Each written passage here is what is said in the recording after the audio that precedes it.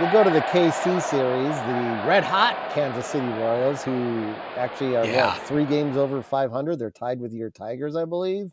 They might be ahead. Shocked by this whole thing, but the White Sox can jumpstart any organization. There was a play in center field. I think this was a day after Luis Robert got injured, and Dominic Fletcher was out there, and MJ Melendez crushed a ball, but he didn't hit it out of the park. In fact, the ball actually hit about, I want to say, 5 inches below the wall, and it hit the wall first, then it hit Dominic Fletcher's glove, and as it hit his glove, it went over the wall. So the first thing I said, especially when they showed it in slow-mo and they showed hit the wall and start to project downward, was, well, that's a ground rule double, because the ball has made contact with the lower part of the wall and a glove and then went over. So I looked up the rule, and in fact, that is correct. By rule, that was a ground rule double. But somehow, the White Sox did not challenge the play, which would have put runners on second and third versus 2 runs in. And I believe they lost that game by 1 run too, and may have actually won it, perhaps, if they had stranded those runners. So, and then after the game, Pedro Grifol's like, yeah, I think I should have challenged the home run on Saturday this is on Sunday. I should have challenged the home run in Saturday in KC. Yes, it was a ground rule double. I mean, that does not help. I mean, if you're not going to do it, just ignore it then. I mean, saying that you should have done it is not helping. No. And then he challenges an obvious home run the next night to try to make up for it. Just waste a challenge. Oh, God. Just waste a fucking challenge. And I'm just like, what the fuck is wrong with you, dude? Then, we all know this. We talked about this preseason. The dude's obsessed with fucking bunting. And bunting cost the White Sox the game last night. It cost the White Sox the game last night. I could have been on here talking about a 2-game winning streak. Our 3rd win of the year I could have been talking about. But no, I'm not. You know why? Because he bunted twice in the game, including a bunt that got Pilar over to third with 1 out. The next play was a walk. No, I did this wrong. The bunt was safe. Runners on first and third. There was 1 out in the inning. No, there's no outs in the inning. Pilar's at third. The next batter hits into a drawn infield double play. Now, there's 2 things that went wrong here. One, the third base coach did not send Pilar on contact. It didn't have to be on contact. The shortstop turned his back. Yeah. How do you not immediately send the runner? Again, we may have won the game in regulation versus going to extras, where in extras, he bunts again for an out, and we strand after Gavin Sheets drives in the run, who had a hell of a game last night and has a hell of a start to the season, which we're going to talk about more later. But yeah, he might be a badass of the week. Yeah, but it's like, how do you get him to third? You stranded him at third too because of fucking bunting. Like, are we not over the fact that the giving up the out is a bad idea? I mean, we kind of joked about it before the season started, how they had talked about how they were such fans of bunting, and it was like, this is not 1982. I mean, we've evolved. We do not, giving up outs is just not the way to win ball games. It's empirically proved. Yet somehow that message has not gotten to Pedro Grifol. That's brutal. And what's even worse, the base running error is just that's egregious though.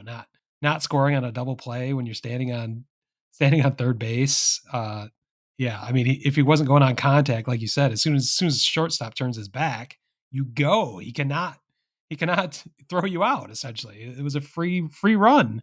The shortstop.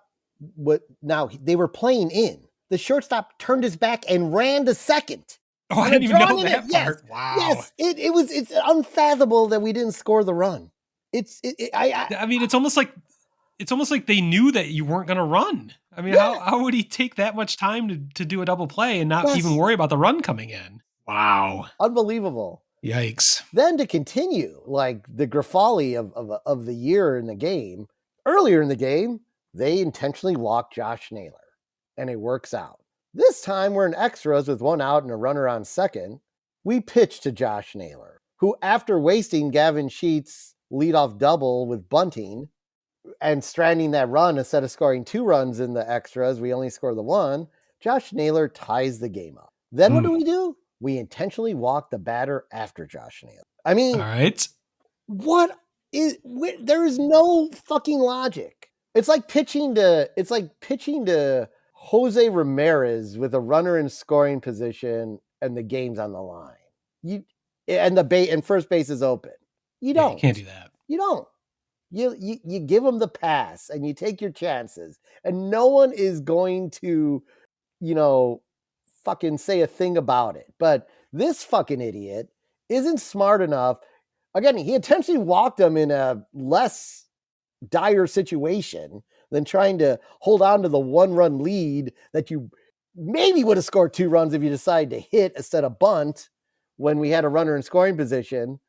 But uh, I don't know. I can't, like, I was so pissed yesterday. I was so pissed yesterday. I don't even know why. I don't expect anything out of this season, but the fact when you're Yeah. that close and you're finally scoring runs, and we know the bullpen outside of a couple arms, this Wilson guy they got in the trade, which we, talked about is going to be someone they probably flip at the trade deadline. He's been good from the Padres, and obviously Kopech.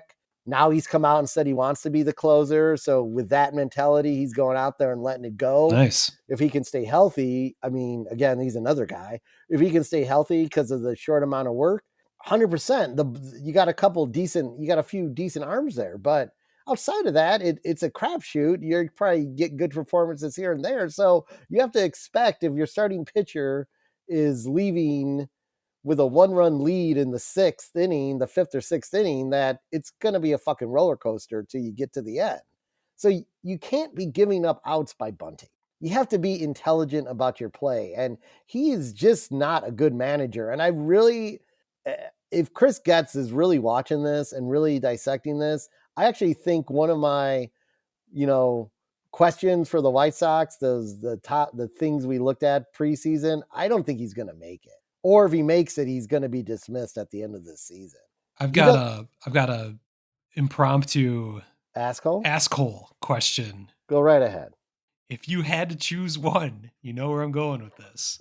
If you had to choose one manager, would you choose Pedro Grifol or Tony La Russa to be running the 2024 Chicago White Sox? If that is not the perfect asshole question, it just came to me right then while you were going through this. Now wait, can I ask a question back? Can I ask a question back? I just want to know. Those are against the rules. Those are against the asshole rules. Well, I'm going to take it that it's 2024. So I will take La Russa because now he's healthy and he might. Oh yeah, he beat cancer or he beat whatever he had. Maybe not alcoholism, but definitely cancer. But so he might be in a better frame of mind and might be a little more fucking focused. And I feel like if he was actually focused and knew what the fuck was going on, results may have been a little bit different. And he did manage somehow to cobble together 93 wins the one season. So I'm going La Russa over Grifol 100%. I think that's the right answer. And maybe this is another horrific thought I had, but maybe that is the plan. Like if Grifol has to be let go, which it's trending in that direction, does La Russa just step in as the interim manager? He never left the organization. He's hanging out right there, ready to go. I'm gonna say hi to him at the park on Saturday. Hey Tony, fuck you. I think it could happen. I think is that like a ridiculous thing to think? No, could you know what? I happen? never even considered that, but you may be onto something there. I think it's more plausible than Ozzie Guillen stepping into the managerial role. Oh, that's because they'd have to keep him, and then they'd be fucking way better again. But why would we do that? Yeah, But if they have to make an emergency move, who better to step in than TLR? Wow. TLR back in the saddle again. That would be tremendous for this podcast. That's all I'm saying. I'm rooting for that for the podcast, if for nothing else. But sorry to put those thoughts into your head, but I had to express them. That's the whole reason we have this fucking podcast. No, that's interesting. You know what? Who cares really at this point? I mean, if he's back in there, he's back in there. I mean, fine. Yeah. I mean, the season, as Pedro likes to say, the 2024 season, flush it. I mean, it is what it is.